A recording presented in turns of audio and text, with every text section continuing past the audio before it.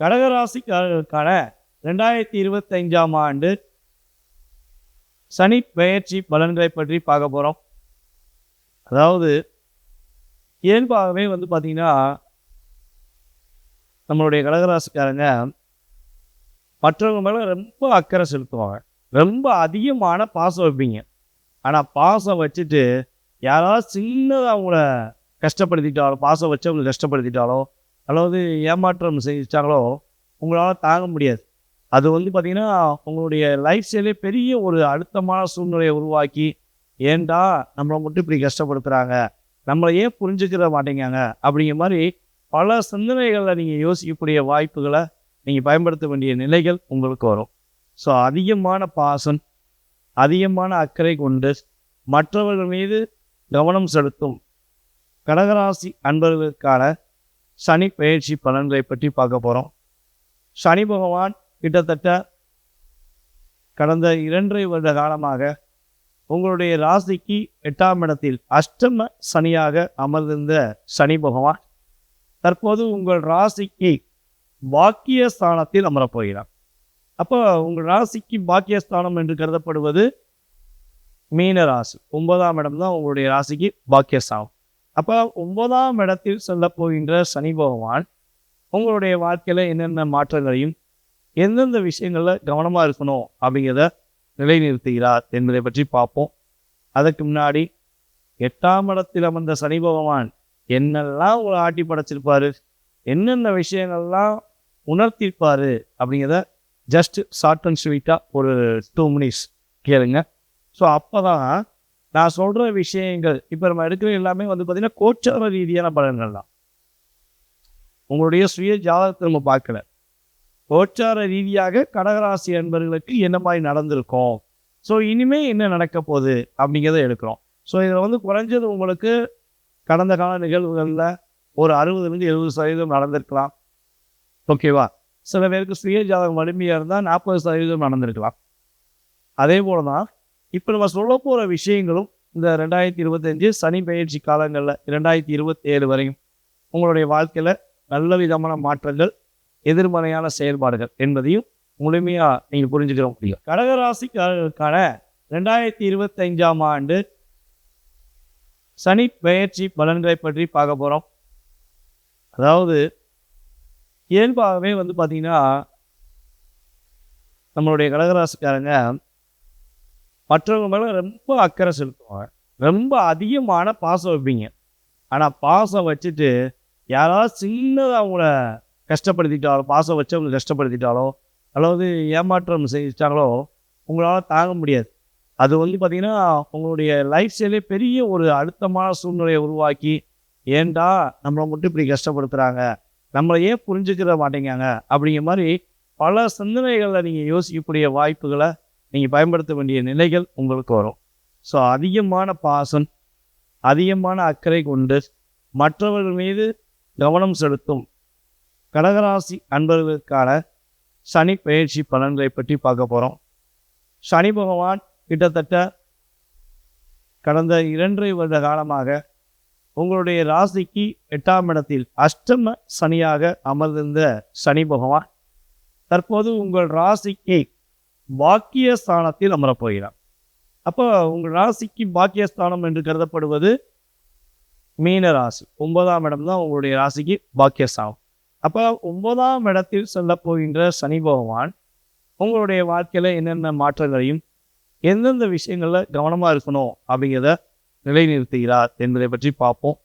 அதுக்கு முன்னாடி 8ஆம் இடத்தில் அமர்ந்த சனி பகவான் என்னெல்லாம் உங்களை ஆட்டி படைச்சிருப்பாரு, என்னென்ன விஷயங்கள்லாம் உணர்த்திருப்பாரு அப்படிங்கிறத ஜஸ்ட் ஷார்ட் அண்ட் ஸ்வீட்டாக ஒரு 2 மினிட்ஸ் கேளுங்க.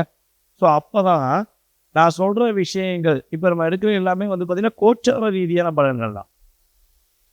உங்களுடைய சுய ஜாதகத்தை நம்ம பார்க்கல, கோச்சார ரீதியாக கடகராசி அன்பர்களுக்கு என்ன மாதிரி நடந்திருக்கும், ஸோ இனிமேல் என்ன நடக்க போகுது அப்படிங்கிறத எடுக்கிறோம். ஸோ இதில் குறைஞ்சது உங்களுக்கு கடந்த கால நிகழ்வுகளில் ஒரு 60-70% நடந்திருக்கலாம்.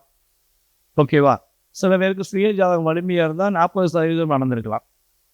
அதே போல தான் இப்போ நம்ம சொல்ல போகிற விஷயங்களும் இந்த 2025 சனி பெயர்ச்சி காலங்களில் 2027 வரையும் உங்களுடைய வாழ்க்கையில் நல்ல விதமான மாற்றங்கள், எதிர்மறையான செயல்பாடுகள் என்பதையும் முழுமையாக நீங்கள் புரிஞ்சுக்கிற முடியும். ஓகேவா? ஸோ ஓகே ஓகே நம்ம என்ன பண்ணுவோம்னா, கடந்த கால நிகழ்வு சில விஷயத்தை பார்க்குறோம். கடந்த 2.5 வருஷமாக பார்த்தீங்கன்னா, உங்களுக்கு பலவிதமான ஆசைகள் இருந்திருக்கும்.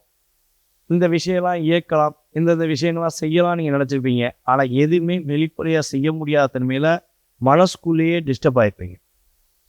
இன்னொன்று, நீங்கள் யாருக்கெல்லாம் பணம் கொடுத்தீங்களோ, பணம் கொடுத்து உதவுனீங்களோ, அந்த பணத்தை மீண்டு வருவதற்கான வாய்ப்பே இல்லாமல் போயிடும். உங்கள்கிட்ட சிரிச்சுக்கிட்டே பணம் வாங்கியிருப்பாங்க. நீங்கள் பணம் கேட்டோன்னே உங்கள்கிட்ட முறைச்சி பேசியிருப்பாங்க. என்னடா அது, நம்ம கொடுத்த காசை கேட்குறோம், அது கூட தரமாட்டேங்கானே அப்படிங்கிற ஃபீலிங்கில் மனசுக்குள்ள வந்திருப்பீங்க.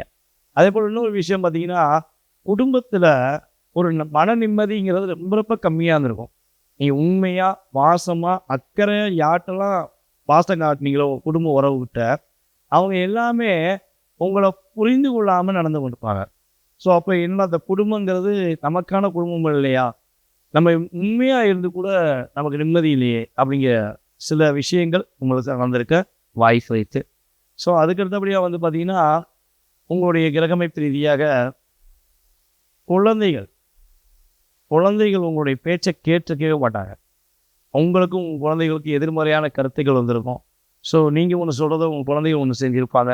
சில பேருக்கு பார்த்தீங்கன்னா, குழந்தை பாக்கியத்தில் கிட்டத்தட்ட ஒரு 2 வாய்ப்புகள் அது தவற விட்டுருக்க வாய்ப்பு இருக்குது. ஐயோ, குழந்தை பாக்கியம் கிடைக்க மாட்டேங்க, நம்மளும் பல முயற்சிகள் எடுத்துட்டோம், பல வழிபாடு பண்ணிட்டோம், குழந்தை பாக்கியம் கிடைக்க மாட்டேங்க, ஸோ குழந்தை வந்தாலுமே தங்க மாட்டேங்கி அப்படிங்கிற சூழலெல்லாம் நடந்திருக்க வாய்ப்புகள் இருக்கு. சில பேருக்கு பார்த்தீங்கன்னா, தன்னுடைய புத்தியை செயல்படுத்த முடியாமல் இருந்திருக்கும். நீங்கள் அப்படியே ப்ராப்பராக பிளான் போட்டு வச்சுருப்பீங்க.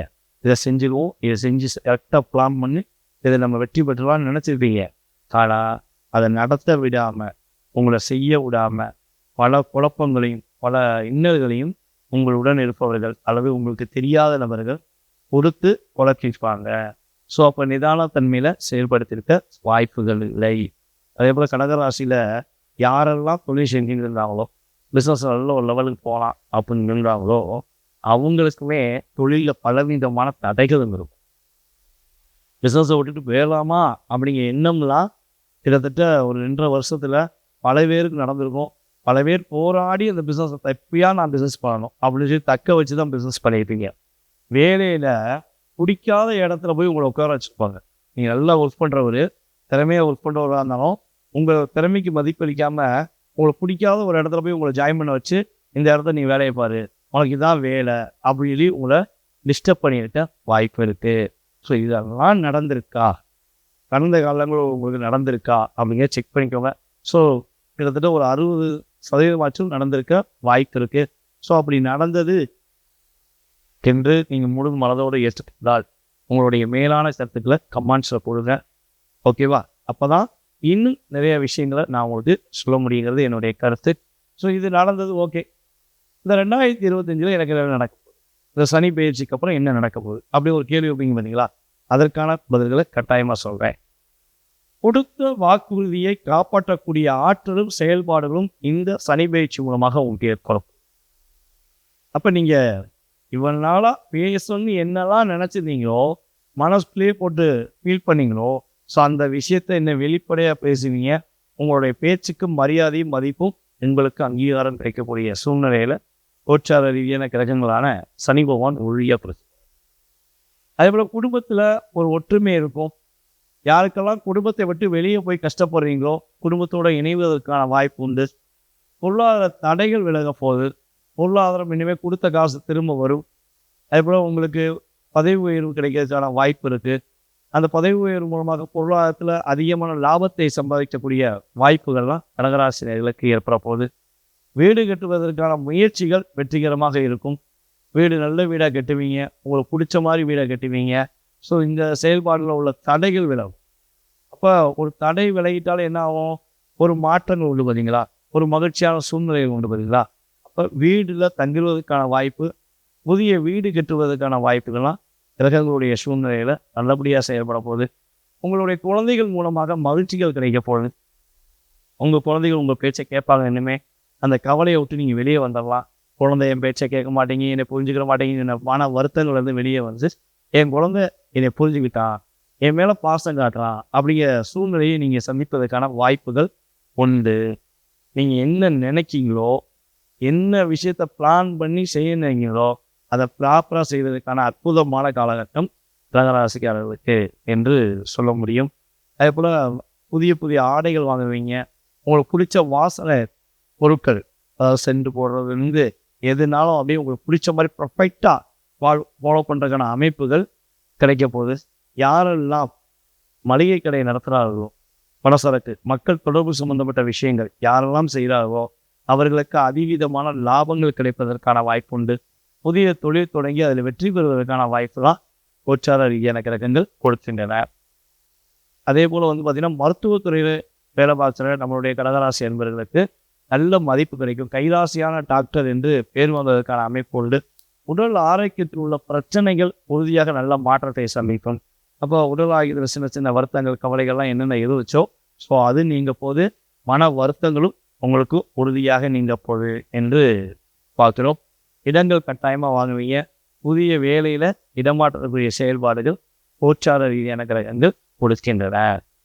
சரி, இதெல்லாம் கொடுக்குறாரு சனி பகவான். அப்போ என்னென்ன விஷயத்தில் கவனம் கொடுக்காரு? சனி பகவான் 9ல் உட்கார்றாங்கிறது ஓகே. ஆனால் அவர் உட்கார்ந்த இடத்த விட அவர் பார்க்கும் இடத்துக்கு ஒரு சில விஷயங்களில் நமக்கு லாக் பண்ணுவார்ல. ஸோ அதில் என்னென்ன விஷயங்களை நீங்கள் கவனமாக இருக்கணும் அப்படின்னு பார்க்கலாம். அப்போ 9ஆம் இடத்தில் அமர்ந்திருக்கும் உங்கள் ராசிக்கு 9ஆம் இடத்தில் அமர்ந்திருக்கும் சனி பகவான் உங்களுடைய ராசிக்கு 11ஆம் இடமான லாபஸ்தானத்தை 3ஆம் பார்வை மூலமாக பார்க்காரு. அதுக்கு அடுத்தபடியாக உங்கள் ராசிக்கு 3ஆம் இடத்தை பார்க்குறாரு. அதுக்கு அடுத்தபடியாக உங்கள் ராசிக்கு 6ஆம் இடத்தை பார்க்காரு. ஸோ இந்த இடங்கள் அப்போ 3, 6, 11 இந்த 3 அமைப்புகளில் நீங்கள் கவனமாக இருக்கணும். அப்போ இந்த 3 அமைப்புகளில் என்னென்ன விஷயங்கள் மெயினாக எடுத்துக்கணும்னா உங்களுடைய இளைய சகோதரர், மூத்த சகோதரர் இந்த சம்மந்தப்பட்ட விஷயங்களில் கட்டாயமாக ஏதேனும் சின்ன சின்ன கருத்து வேறுபாடுகள் வருவதற்கான வாய்ப்பு உண்டு. ஸோ அவங்ககிட்ட பொறுமையாக உட்காந்து நிதானமாக பேசுனீங்கன்னா கருத்து வேறுபாடு பெருசாகாமல் நீங்கள் பாதுகாத்துக் கொள்ளலாம். நீங்கள் ஒரு இடத்துல வேலை பார்க்குறீங்க, இல்லை ஒரு இடத்துல சொந்த தொழில் பண்ணுறீங்க அப்படின்னா உங்களுக்கு கீழே உள்ள நபர்கள், வயது குறைவான நபர்கள் யாரும் வேலை பார்க்காங்க, இல்லை உங்கள்கிட்ட வேலை பார்க்குறாங்க அப்படின்னா அவங்ககிட்ட வீண் வாதங்களை தவிர்த்துருங்க. அவங்க ஏதாச்சும் தேவையில்லாமல் பேசுகிறாங்கன்னா ஸோ முடிஞ்சளவு அட்வைஸ் பண்ணுங்கள். முடியலாம் டேக் அப்படி சொல்லி உன் வேலையை நீப்பாரு, என் வேலையை நான் பார்க்க அப்படின்னு சொல்லி தவிர்த்து விடுக்க. அவங்க போய் உட்காந்து பாடம் எடுக்க வேண்டாம். எடுத்தாலும் அவங்களுக்கு புரியாது அப்படிங்கிறது உண்மை. ஸோ அதுக்கடுத்தபடியாக வந்து பார்த்தீங்கன்னா சில நேரங்களில் யாராச்சும் உங்களோட உதவின்னு கேட்பாங்க. நீங்கள் எல்லாம் இறக்க குணம் உள்ளவங்களாச்சே, உங்கள்கிட்ட வந்து ஐயா எனக்கு இந்த விஷயம் எனக்கு நீங்கள் செஞ்சு கொடுத்தா நல்லாயிருக்கும், ஒரு கையெழுத்து தான், ஒரு சின்ன கையெழுத்து தான், ஜாமீன் கையெழுத்து போட்டிங்கன்னா நல்லாயிருக்கும், நீங்கள் எனக்காண்டி உதவி செய்யுங்க அப்படின்னு சொல்லி யாராவது கேட்டால் கையை எடுத்துட்டு ஐயா சாமி இந்த ஆளையே ஆட்டைக்கே வரல, தயவு செய்ய என்னை ஒட்டிங்க, நீங்கள் காட்டு கையெழுத்து தானே, நம்ம கையெழுத்து போட்டால் அவன் நல்லா இருப்பான்ல அப்படின்னு நினச்சி மட்டும் தயவு செய்து நம்மளுடைய கடகராசி அன்பர்கள் இந்த 2.5 வருடத்தில் யாருக்குமே ஜாமீன் கையெழுத்து போடுவதை முற்றிலும் தவிர்த்துங்க. அது தொழில் சார்ந்த விஷயமா இருந்தாலும் சரி, இல்லை ஏதாச்சும் ஒரு பிரச்சனைக்குரிய விஷயமா இருந்தாலும் சரி, நீங்கள் போய் நான் பொறுப்புள்ளி எந்த ஒரு சூழலிலும் பொறுப்பை எடுத்துக்கொள்ள வேண்டாம். ஏன்னா உங்களுக்கு அற்புதமான செயல்களையும் அற்புதமான நல்ல மாற்றங்களையும் சனி பகவான் கொடுக்க போறாருங்கிறத மட்டும் நீங்கள் மனசில் வச்சுட்டு உங்களுடைய வாழ்க்கைக்காக இனிமே பாட பாருங்க. மற்றவங்களுக்காக வாழ்ந்தது உறுதியாக போதும் என்பது என்னுடைய கருத்து. ஸோ இதெல்லாம் நீங்கள் கரெக்டாக பின்பற்றிட்டீங்கன்னா உங்களுடைய வாழ்க்கையில்